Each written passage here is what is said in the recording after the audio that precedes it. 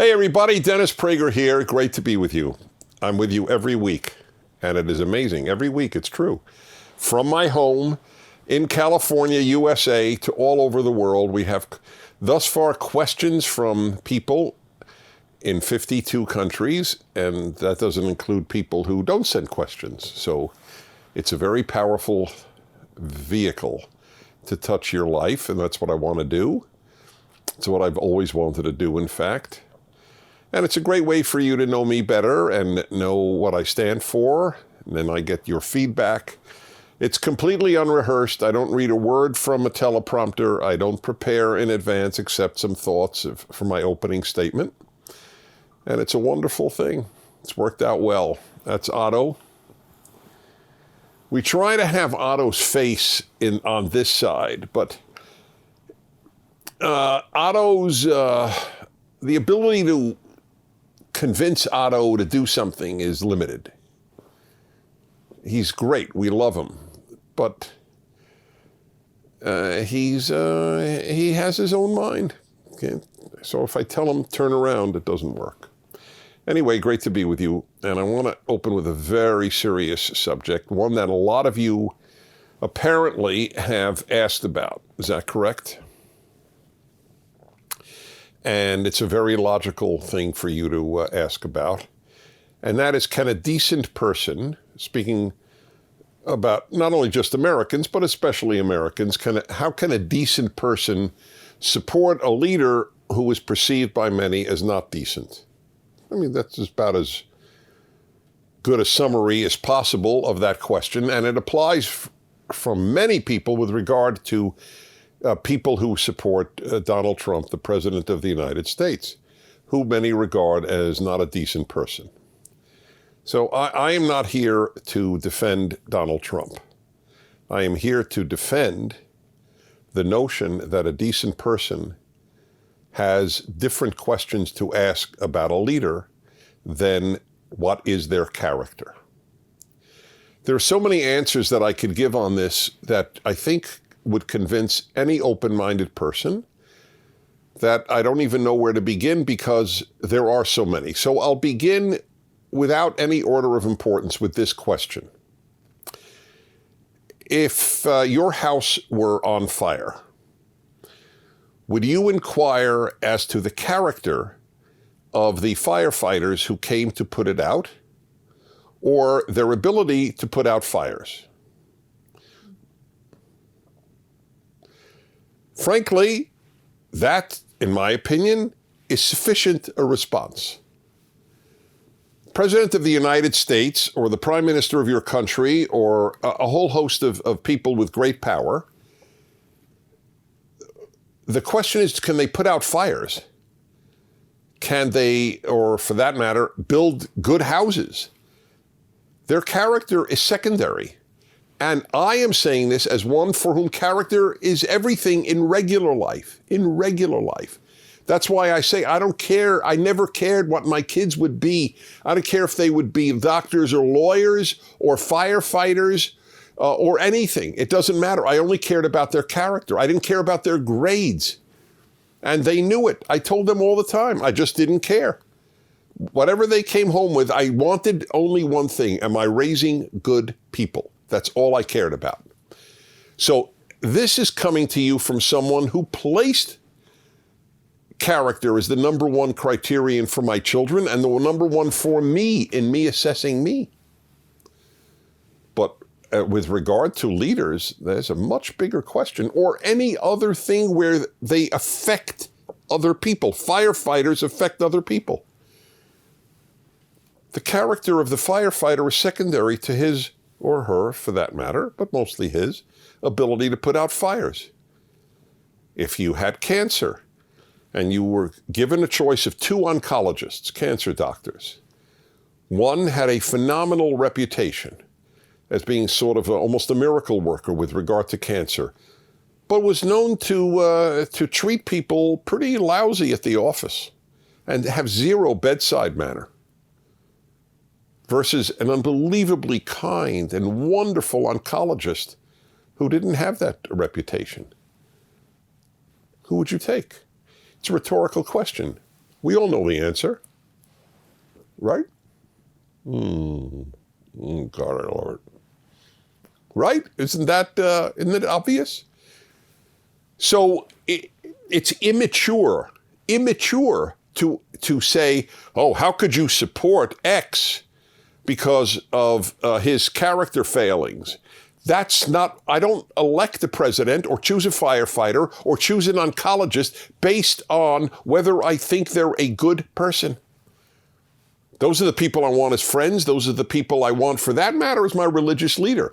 If I am religious, if I were choosing a rabbi for my synagogue, or if I were Catholic, if I were going to attend a church, I would care about the priest's character. I would care about the pastor's character. If I were Protestant, that is a different story.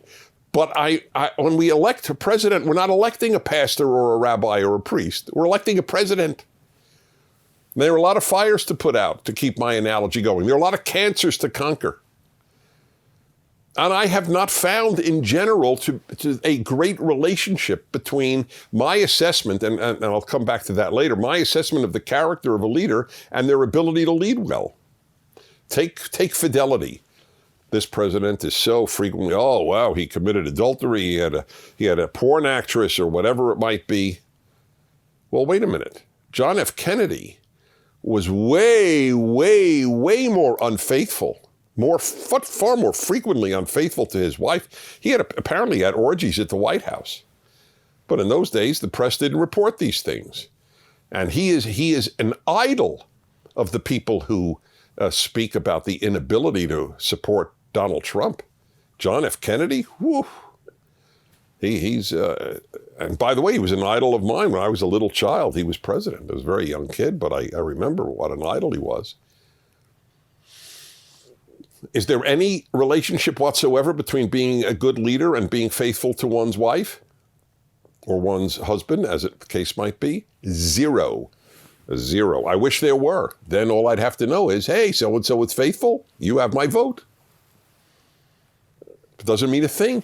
It means a great deal in life. You should be faithful. I believe in the 10 Commandments. But I don't judge people on their private sins. It's between them and their spouse and them and God. I am not so holy that I could go around judging, and I am faithful, but I don't go around, oh, this guy was unfaithful. He's dismissed in my eyes. So life is complex, and it's good to have a complex mind to face this. So the fidelity issue isn't even an issue. And I wrote about this 30 years ago. I wrote it way before I ever heard of Donald Trump. It had nothing to do with Donald Trump. This is, I hold this issue, and as a religious person, I know King David. King David was not only unfaithful to his wife, he had the woman that he had an affair with, he had her husband go to battle to die. He had him killed to get his wife. Somehow or other, God found him workable with. It was a terrible sin, and God punished him. But he was a great leader. Bible's a lot wiser than the folks who dismissed Donald Trump because he was unfaithful, let alone for things that he said privately. That I got to do this as a separate, unless I've done it already, the notion of the difference between private talk and public talk. Have I done it? Because it's unbelievably important. What you say privately is your business, not mine. I will never assess people on the basis of what they say privately. Okay, so another example. All this character talk, how could you support a president? How could you support, let us say, how come, if it's so important, the character of people who have great impact, why don't we want to know the character of the editor of the New York Times? Next to the President of the United States, it is arguable. He's dreaming. I so put him to sleep that he dreams. He's in deep REM now. Everything okay, Otto, my man? You're the man. You are the man. Okay, I don't know if it's a pleasant dream and I'm ruining it, or it's a bad dream and I'm helping him. There's no way to know. Why don't you care about the character of the editor of the New York Times?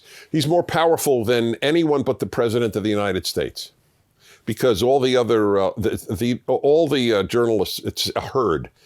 Modern journalism is a herd. The New York Times says something, the rest of the newspapers echo it.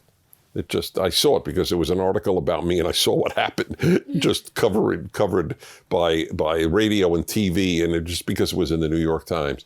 Why don't you want to know about the character of the editor of the New York Times? They say they want the tax returns. I've always been opposed to this. We need the tax returns of anyone who runs for president of the United States. I don't care, Democrat or Republican. I don't care about your tax returns. I don't want to know them. You're allowed an area of privacy. I don't need to know your tax returns. It tells me nothing. Do we have better presidents since we started seeing tax returns? Of course not. All it does is invade the privacy of individuals.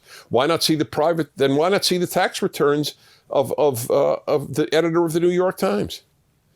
It's funny how journalists want all of these criteria for politicians, but none for themselves. Has the editor of the New York Times been faithful to his wife? I don't care. But you should, if you care about it and with regard to a president. Another one. Oh, he's not a model for children. Since when are presidents models for children? Guess who I had as a model for children, for me as a child? My father, my uncles, my brother, my rabbis, my teachers, even people in movies, because they were good male models then, unlike now. Most of the males are children. They're boys.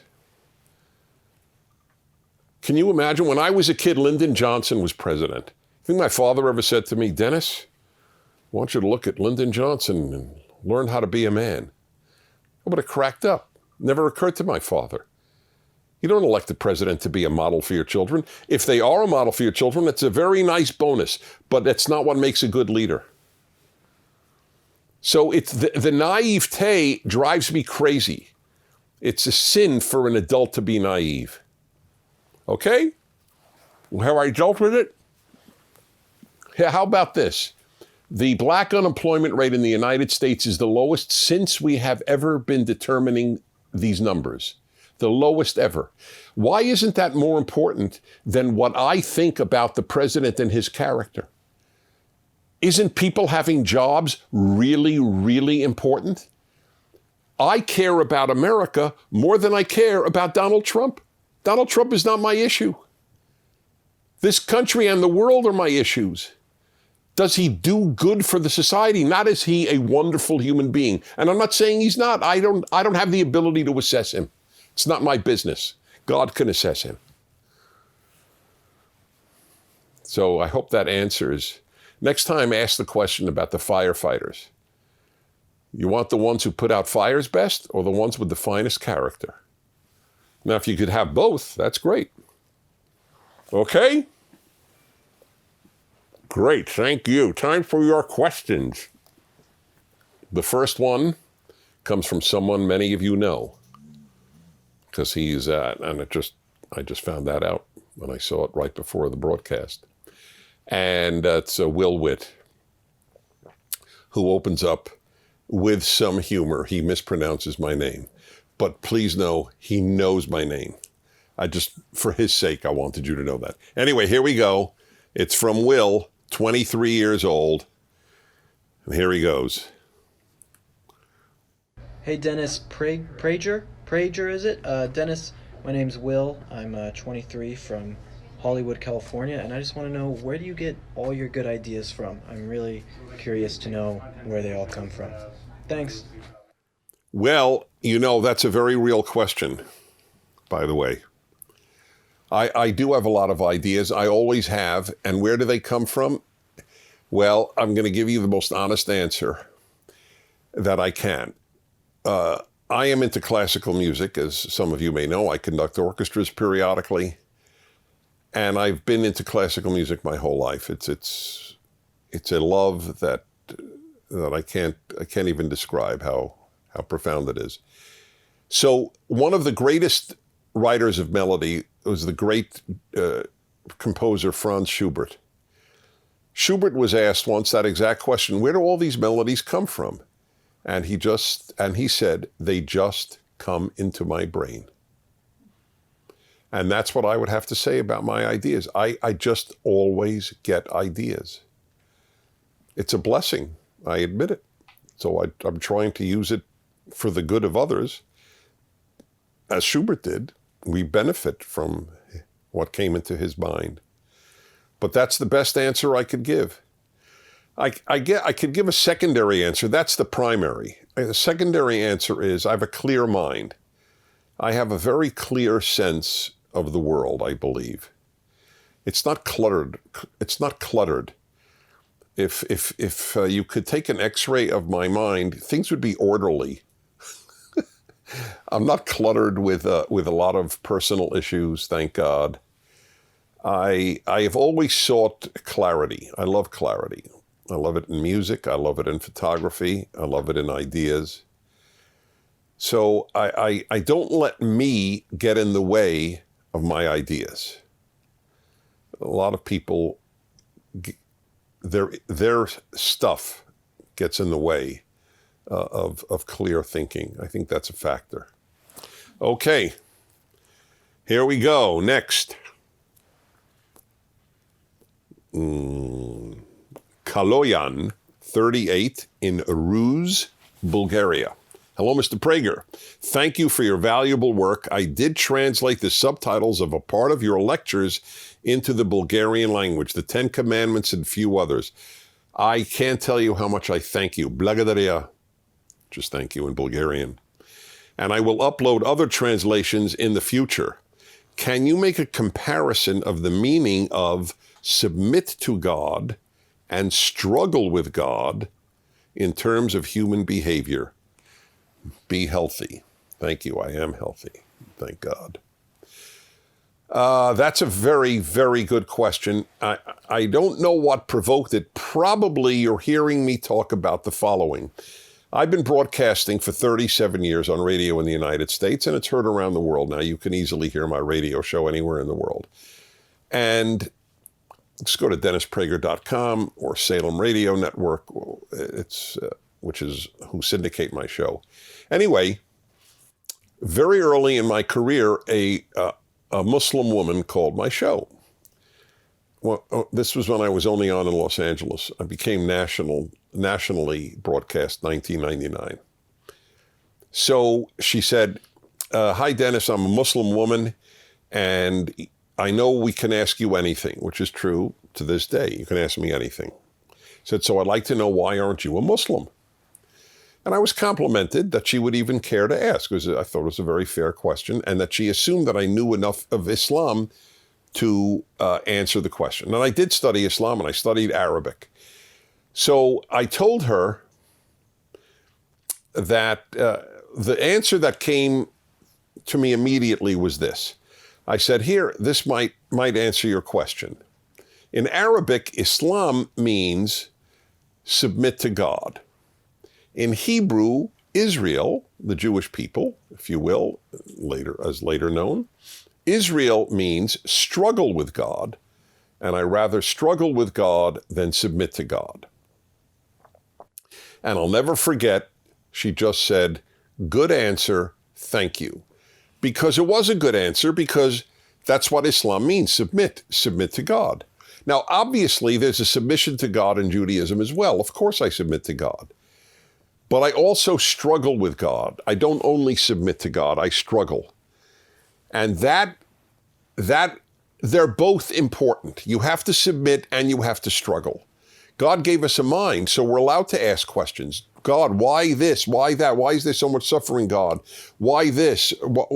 That's fair. It makes you think. You have to work it through. And by the way, I tell people it applies to both religious people and non-religious people.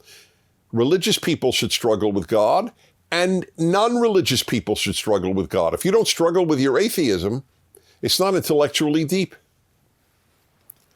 Just as if you don't struggle with God, your religion is probably not all that intellectually deep. Tim, 22 years old, Western Cape, South Africa. Good day, Mr. Prager. Good day, Tim. My question deals with handling a parent who behaves like a child, literally. I am a Christian and I understand the Bible commands that one honors one's parents. How do you deal with a parent who does not want to take responsibility for their own life, unwilling to look after their own physical, spiritual, and financial well-being?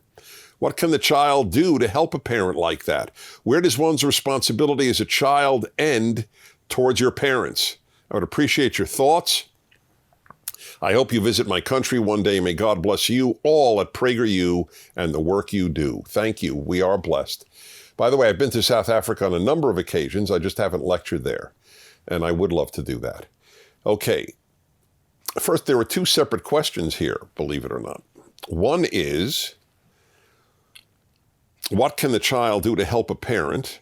And the other is, where does my responsibility end with regard to having to honor my parents, as the Ten Commandments says? They're separate issues. You can't help your parent. In fact, you can help most people in terms of, we can help people in terms of, obviously, can I get you to the doctor? Can I help you out in A, B, C, or D ways? Of course. But you can't fix.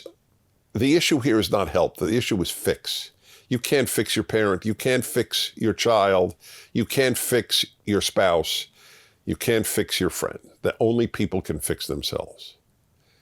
So you're not obligated. It doesn't say fix your father and mother. It says honor your father and mother. So you're not responsible to fix them. You're only responsible to honor them. Now, clearly, there are some parents who are much tougher to honor than others.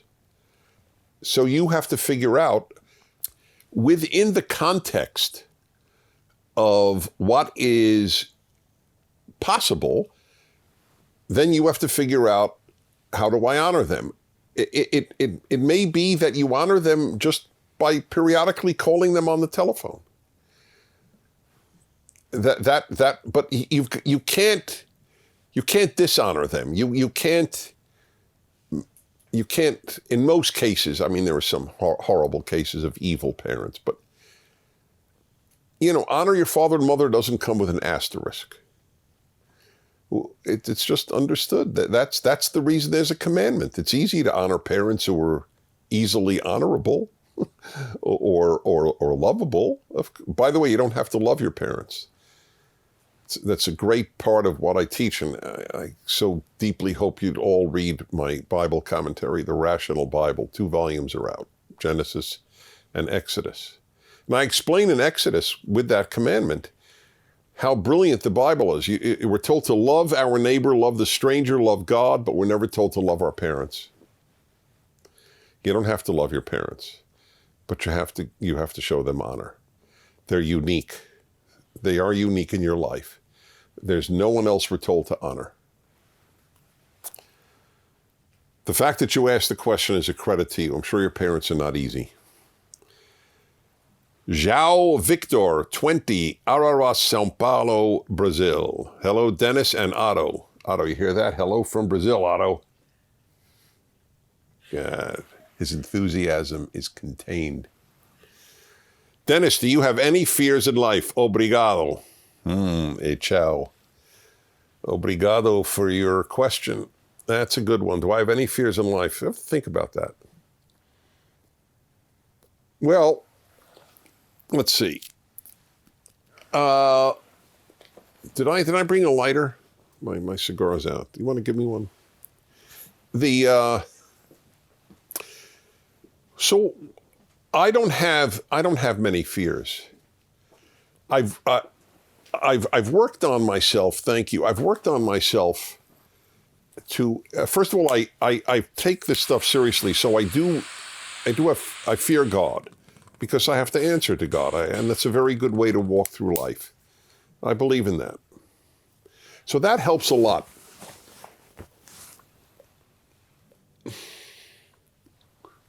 So, for example, look, I fear getting cancer. Okay, I fear becoming a quadriplegic in an auto accident, but they don't consume me.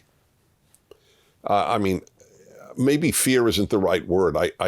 Things I hope don't happen. I don't know if I walk around with those fears. I don't fear what people will say. I'm attacked a tremendous amount and lied about a tremendous amount. And I just know that that's the price you pay for trying to do good. And I'm not happy about it, but I don't fear it. I don't fear death. Death makes me sad, but I have no fear. There's nothing to fear, because if there's nothing, what's there to fear? And if there's an afterlife, there's certainly nothing to fear. So I don't have that. There's no fear involved in when I think about death. I don't want to die. Nobody healthy does at any age, because I'm having such a great time. I just love life so much. I love the people in my life, and I feel I have a lot of important things still to do.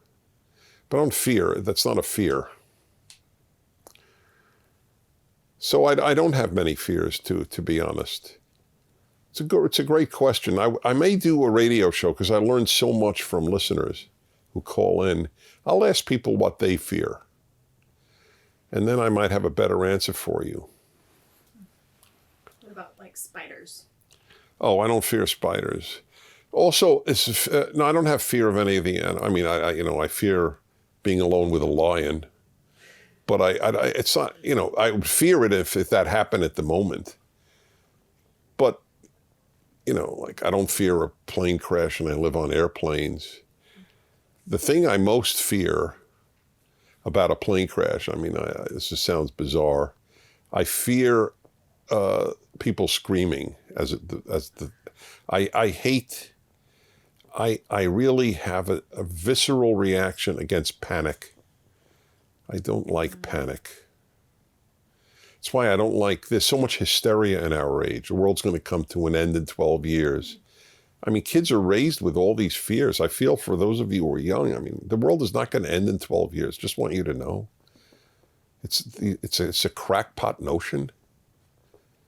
We'll deal with if the oceans rise, we'll deal with it. Humans have dealt with natural phenomena throughout history. Anyway, the people who believe that that oceanfront areas will be deluged, they don't sell their oceanfront houses. How come people are still buying all these oceanfront homes in America? They're the most expensive homes in America in many instances. Anyway, okay. Now, it doesn't mean you asked about spiders. So would I want to be alone in a room with 1,000 spiders? No. But that's not normal. It's not normal to want to be in a room with 1,000 spiders. Okay. Brianna, 22, in Newark, New Jersey. What's our time? 28. Our last one. Dennis, there aren't many human beings that I would love to meet one day, but you're one of them. Thank you. I'm very touched by that. I love your wisdom and character. Well, thank you. Okay. Then there's a compliment I won't read. What advice would you give to a black female who lives in a predominantly black urban community, but has many of the values that you speak of in your fireside chats? Well, I would give you the exact, how old are you? Let's see, 22, is it? Yeah. I would give you the same advice I would give any 22-year-old, male or female, but especially female. Find a wonderful man as soon as possible. That's my advice to all young women, because good men don't grow on trees, and your chances of getting a good man are greater when you're younger. Now, people hate when I say that, because they hate reality. Reality, those of us who speak just simple truths about life, 50 years ago, this is exactly what young women were told. But then came the intellectuals at the universities with foolish ideas, many of them emanating from the intellectual community and from what's called feminism. where the idea that a woman should want to get married was debunked. What she should really want to be is a CEO. But there's more fulfillment in marriage and family than there is in being a CEO. I'm just telling you the truth. That's a fact. So that's what you should be looking for. And in my opinion, in every race, I don't think people should confine their search to any color. Good people are good people irrespective of their skin color. That's my first piece of advice. And then make a beautiful home with some good man. Try to raise good kids. It's not easy. And, do whatever you want if you want to do something professionally, of course. But I think that should be a first order of business. And not many people are going to tell you that, which is very unfortunate. Part of the reason so many young women are depressed today. They've been given awful advice. That's strong stuff. Great to be with you.